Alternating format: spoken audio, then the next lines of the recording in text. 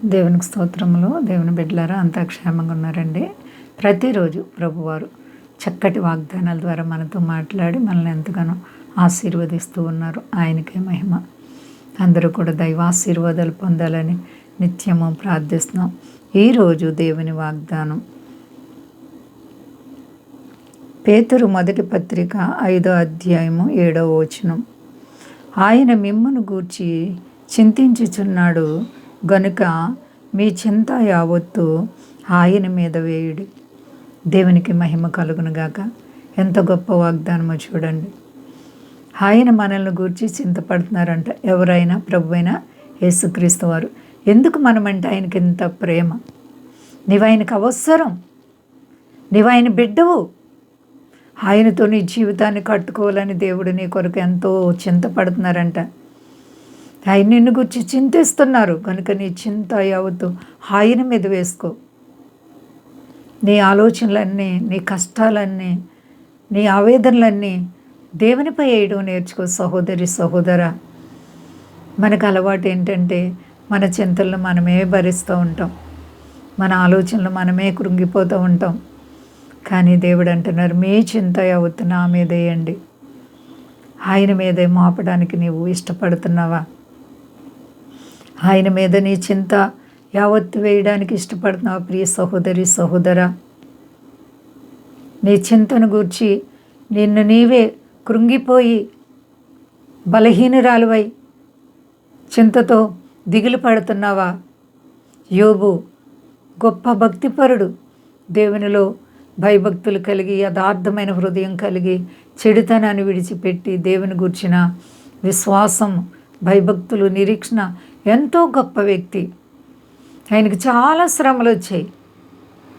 వచ్చినప్పటికీ కూడా ఆయన అస్సలు చింతపడలేదు.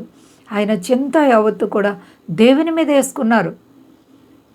చింత, ఆయన బాధలు, నువ్వు తప్ప నాకెవరు వద్దు, ఇదిగో అయ్యా ఇవన్నీ నువ్వు చూసుకో, మొత్తం సర్వం పోయింది. అయినా ఆయన బాధపడలేదు. ఎందుకంటే మన చింతలు దేవుని మీద వేసుకోవాలి. యోబుని దేవుడు విడవలేదండి, 2 అంతల ఆశీర్వాదం ఇచ్చారు. అలాగే నీ జీవితంలో కూడా ఏ శ్రమల్లో కష్టాల్లో ఉన్నావో యేసు నిన్ను ఆశీర్వదించబోతున్నారు. యేసు నిన్ను దీవించబోతున్నారు. ఆయన మీద నీ చింత భారం వేసుకో దేవుని బిడ్డ. నీ సమస్యల్లో నీవు కృంగిపోయిన ఎడల నీకు శాంతి నెమ్మది ఉండదు. కానీ నీ చింతలు ఆయన మీద వేసుకుంటే నీకెంతో నెమ్మది కలుగుతుంది. శాంతి భద్రతలు ఇచ్చే దేవుడు కాబట్టి ఏ పరిస్థితులు భయపడే పని లేదు. ప్రియ సహోదరి సహోదర, మరి నీ ఆత్మీయ జీవితం ఎలా ఉంది? విశ్వాసంలో నిన్ను నీవు కట్టుకుంటున్నావా? ప్రార్థన అనుభవం ఉందా? రాకడ చాలా అంటే చాలా దగ్గర అయిపోతూ ఉందండి. ఆయన చెప్పినవన్నీ జరిగిపోతున్నాయి. తెగుళ్ళు, మరణాలు, కరువులు, భూకంపాలు, యుద్ధాలు, ఎక్కడ చూసినా అశాంతి. అయితే దేవుడు మనల్ని నిజంగా ప్రేమిస్తూ ఉన్నారు. నీవంటే ఆయనకి ఎంతో ఇష్టం.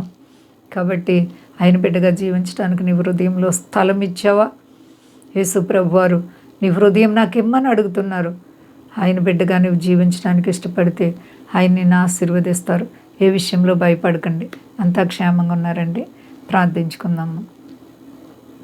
ప్రేమ నమ్మకమైన మా తండ్రి, ఉదయకాలం మా ప్రార్థన అంగీకరించండి. ప్రభువా, మీ బిడ్డలమైన మమ్మల్ని మీరు విడవలేదు, ఎడబాయి లేదు. ఎంతో నమ్మదగిన దేవుడు. కష్టాలు, బాధలు, శోధనలు, ఆర్థిక పరిస్థితులు, ఎవరే శ్రమల్లో ఉన్నారో అందరూ ఆత్మలను ఎరిగిన దేవుడు. మా దేశాన్ని, దేశ నాయకులను కాపాడండి. మా దేశ ప్రజలందరినీ రక్షించండి. మీ దాసులను కాపాడండి. కష్టాలు, బాధలు, సమస్యలు, ఆర్థిక పరిస్థితులు ఉన్న ప్రతి బిడ్డలకు యేసు నామములో విడుదల కలుగునుగాక. అందరికీ క్షేమాన్ని దయచేయను ఆయన గొప్ప దేవ. అలాగే ప్రభువా, యవన బిడ్డలను కాపాడండి, విద్యార్థులను కాపాడండి. విదేశ స్వదేశాలు ప్రతి బిడ్డలను ఆశీర్వదించి అంతటా అందరూ కూడా క్షేమం పొందడానికి కృప చూపి సర్వ ప్రపంచానికి నెమ్మది, శాంతి, భద్రతనిచ్చి మహిమ పొందు శక్తి కలిసేనామని అడుగుచున్నాను తండ్రి. ఆమేన్. అందరికీ వందనాలండి. మా కొరకు పరిచయం కొరకు అందరూ ప్రార్థించండి. ప్రభువారు మిమ్ములను, మీ బిడ్డలను, మీ కుటుంబాలను దీవించి ఆశీర్వదించును గాక. ఆమేన్.